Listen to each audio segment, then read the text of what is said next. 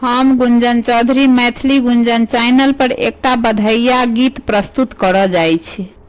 अहाँ सबसे आग्रह जे गीत के अंत तक जरूर सुनब। अब नहीं ननदी बोलाएब हो बालम, अब नहीं ननदी बोलाएब, अब नहीं ननदी बोलाएब हो बालम, अब नहीं ननदी बोलाएब। ननदी अजस बड़ भारी हो बालम, अब नहीं ननदी बोलाएब।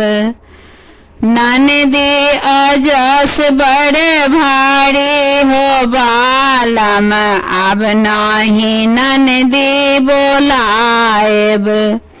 गोतनी मंगाएब सोहर गवाएब, गोतनी के टीका पहिराएब हो बालम, अब नहीं ननदी बोलाएब।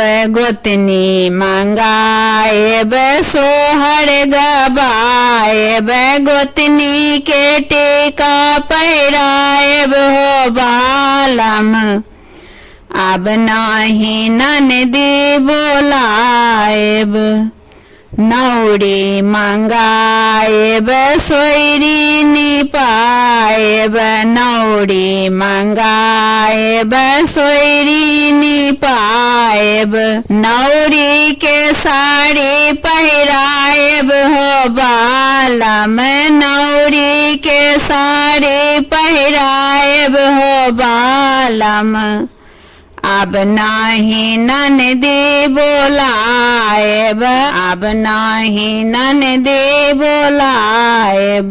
बहिनी मंगाएब काजर से दाएब, बहिनी के बाली पहिराएब हो बालम, अब नहीं ननदी बोलाएब। बहिनी के बाली पहिराएब हो बालम, अब नहीं ननदी बोलाएब, अब नहीं ननदी बोलाएब हो बालम, अब नहीं ननदी बोलाएब। ननदी अजस बड़ भारी हो बालम, अब नहीं ननदी बोलाएब।